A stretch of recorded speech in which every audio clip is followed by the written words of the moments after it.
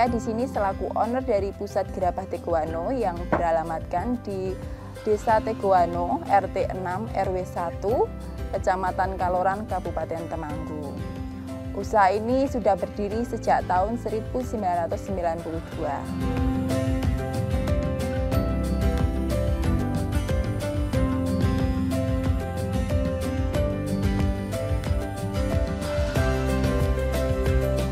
Usaha ini merupakan usaha turun-temurun di mana saya adalah generasi ketiga dari usaha gerabah ini.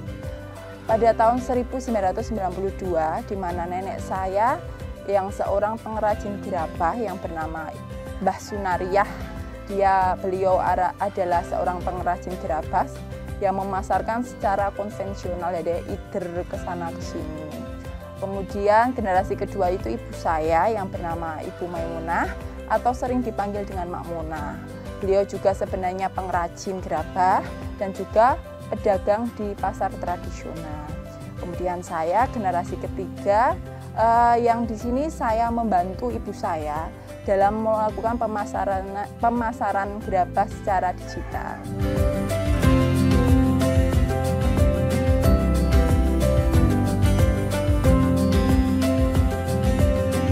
Kebetulan di sini saya merupakan lulusan S1 Teknik Informatika yang tidak ada hubungannya sama sekali dengan usaha gerabah di sini. Namun saya di sini membantu ibu saya dalam pemasaran digital karena potensi dari kerajinan gerabah ini sebenarnya masih banyak.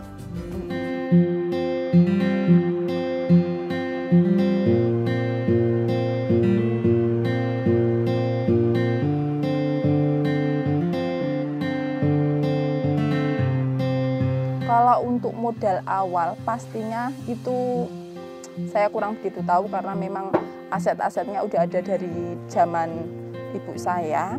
Ya sekitar kalau untuk melakukan usaha ini ya minimal kita harus di luar aset tanah dan lain-lain kita minimal punya 15 jutaan.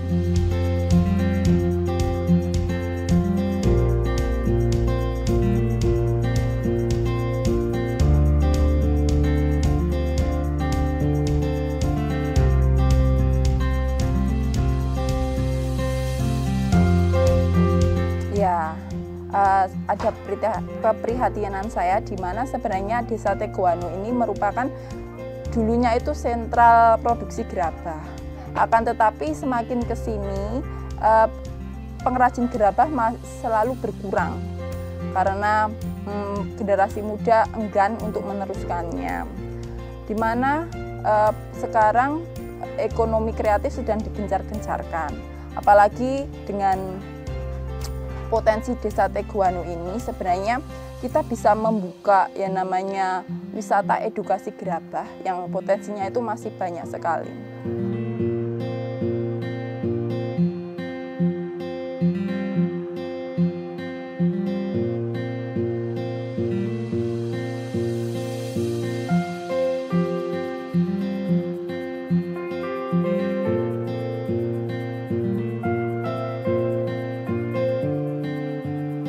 Sebenarnya sih saya nggak pernah latihan karena dulu waktu saya kecil memang kalau di sekolah-sekolah itu ada kerajinan tanah liat ya kalau di desa sini.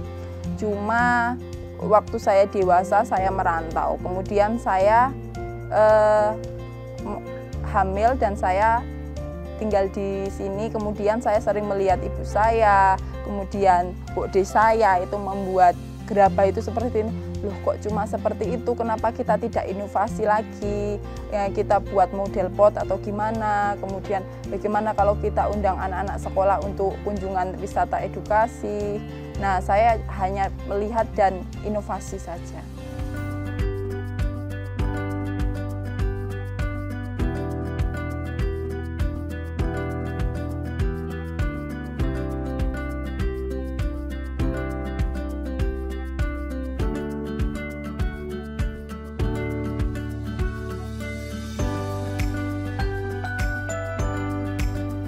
Untuk target pasar itu sebenarnya tergantung produknya sendiri, Mbak.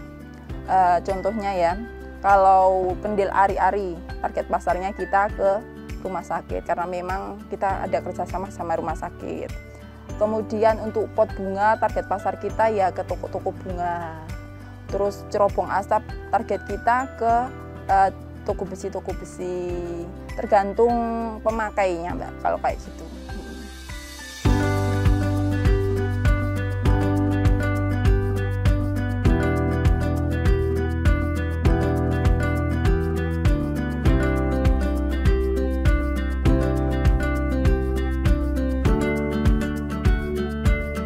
Kendalanya itu SDM.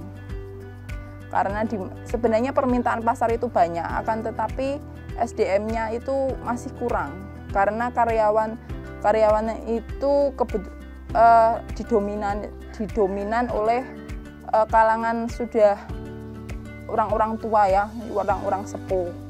Anak-anak mudanya masih enggan masuk untuk belajar dan menyukai kerajinan ini.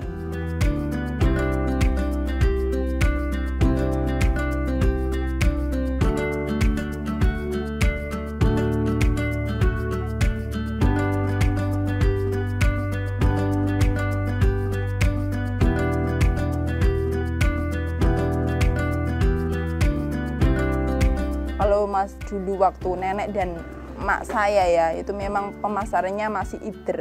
Jadi kalau dulu itu pakai pikulan seperti itu, terus memasarkannya dari warung ke warung, rumah ke rumah. Akan tetapi kalau saya sekarang itu pemasarannya sudah mulai merambah ke digital. Kita juga di Instagram ada, kita juga pemasarannya lewat e-commerce ya, seperti Tokopedia dan Shopee, seperti itu Mbak.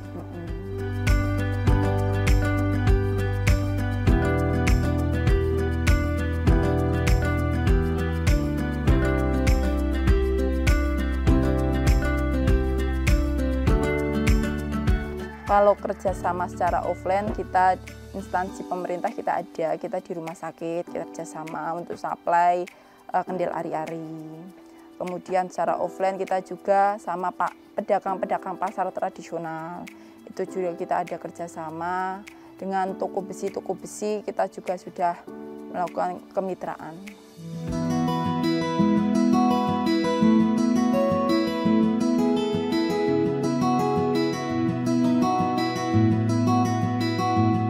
Kalau terjauh itu kita pernah ke Malaysia untuk produk yang kecil-kecil, atau kita juga punya produk namanya hidroton ya, itu media tanam. Itu karena kita pernah memasarkan sampai Malaysia.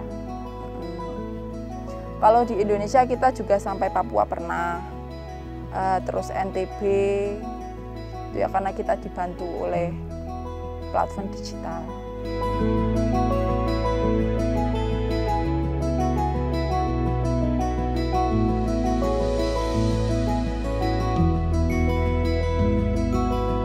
Untuk bahan baku semakin kesini semakin langka. Kalau dulu kita ambilnya di Rawong Gembungan ya, yang sekarang jadi wisata. Tapi semakin kesini itu semakin habis. Dan kita ambilnya sudah dari desa sekitar sini, luar desa Teguwano.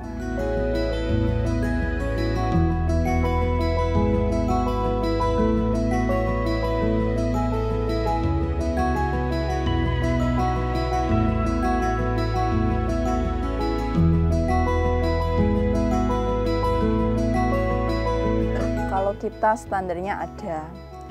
Untuk standarnya tanah yang bisa dibuat gerabah itu biasanya tanah topsoil dan ada mengandung lempung.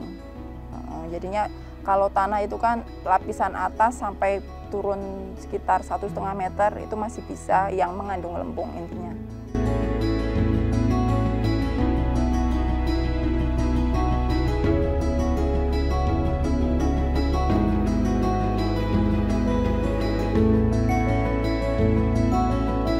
Kalau untuk bahan bakunya itu perlakuannya kita pertama kan kita beli tanah itu, kemudian kita molen. Nah di molen itu kita ada perlakuan khusus yaitu dicampur pasir. Dimolen jadi satu, campur pasir supaya kalau dibakar itu tidak jeblok.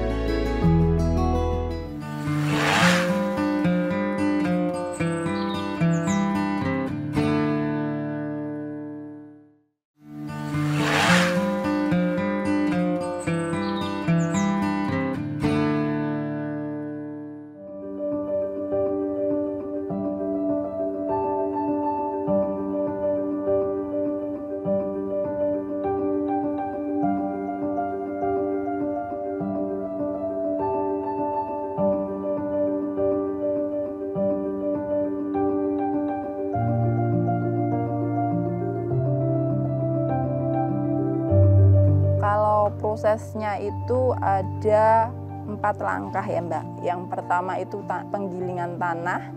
Penggilingan tanah di molen itu, kemudian pembuatan tanah seperti yang ada di belakang saya itu proses pembuatan, kemudian pengeringan dan penjemuran.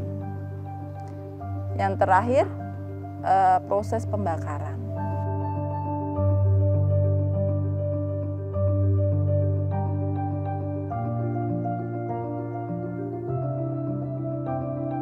Untuk molen kita kan ada mesinnya itu mesin gilingan tanah. Itu tanah yang sudah bentuk bulatan yang kita ambil dari sawah, itu kita giling bersamaan dengan pasir. Jadi komposisinya itu satu kol itu dicampur dengan 6 karung pasir kali. Kemudian digiling udah jadi pulen ya. Setelah jadi pulen nanti masuk proses pembuatan. Nah, di proses pembuatan itu ada 2 model metode ya. Satu metode cetak, kemudian yang 2 manual. Kalau yang di belakang saya ini adalah metode cetak. Kalau yang manual itu yang muser-muser seperti itu. Nah, setelah kita cetak, kemudian angin-anginkan dan dijemur. Kalau dijemur warnanya itu sudah warna coklat muda, itu berarti sudah siap dibakar. Proses terakhir bakar menjadi warna merah terakota.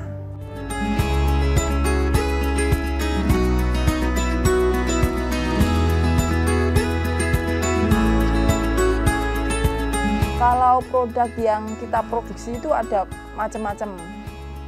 Ya, tapi kita kategorikan ya. Produk taman, produk rumah tangga, produk bahan bangunan. Ada 3.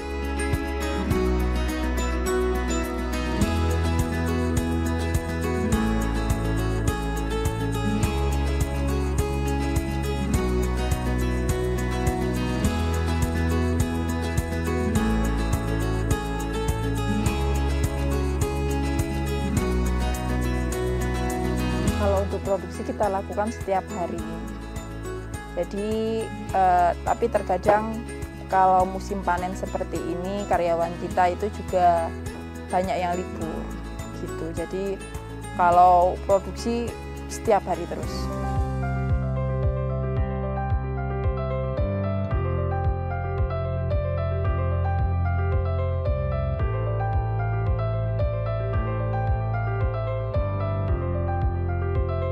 Kalau untuk produksi gerabah itu yang kontinu itu ada sekitaran 6 jenis gerabah ya.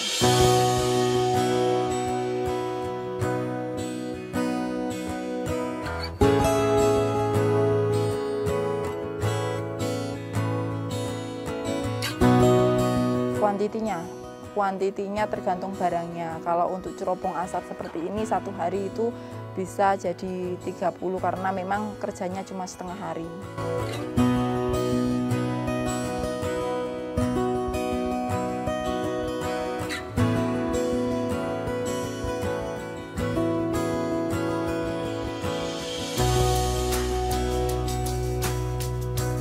Tantangan terbesar saya itu go nasional ya Mbak ya, karena memang kalau untuk daerah-daerah sini kita sudah menguasai pasar, tapi untuk ke nasionalnya kita masih jadi tantangan kami.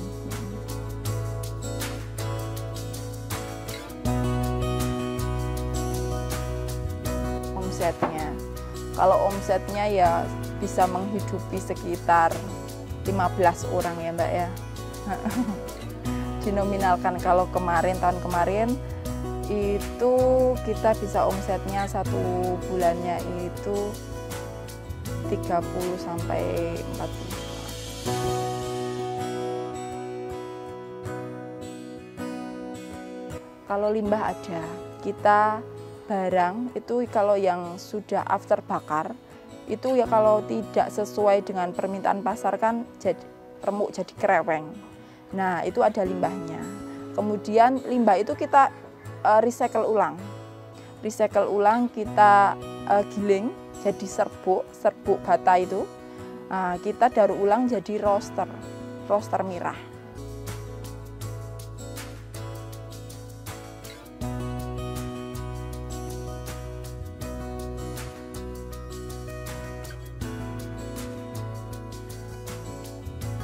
Kalau yang bekerja di usaha saya ini ada sekitaran 6 orang ya.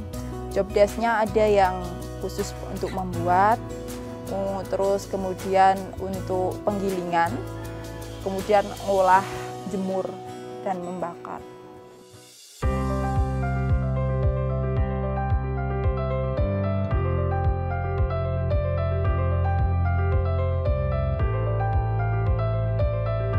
Kalau produk kami itu lebih kencang dan lebih, kalau pembakarannya itu lebih tua lah ibaratnya, kalau bahasa sini lebih tua. Jadi kalau produk yang lain biasanya cuma mirah aja dan dalamnya itu masih hitam. Kalau punya kami itu proses pembakarannya itu sempurna, jadinya mau dikum itu nggak bakalan ambyar seperti itu.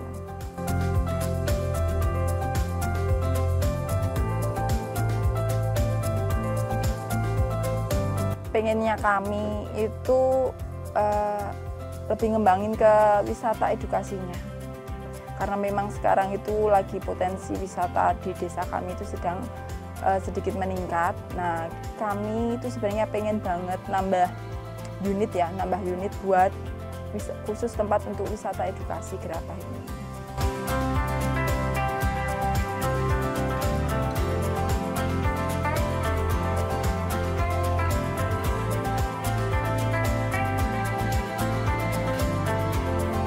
Kalau kepinginnya itu ya kita itu merambah ke keramik lah. Cuma memang terkendalanya sama SDM-nya ya, itu ke keramik. Jadi kalau ini kan masih gerabah ya kategorinya.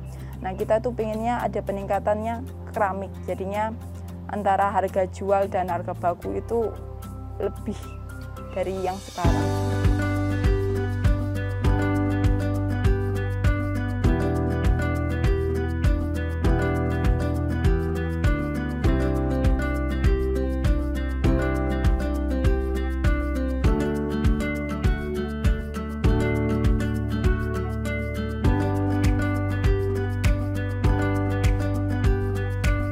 Pesan saya untuk teman-teman yang punya usaha seperti saya, ojo isin karo usahane wong tuane dhewe. Karena dalam usaha yang ditekuni orang tua kita itu mengandung unsur budaya yang perlu kita lestarikan.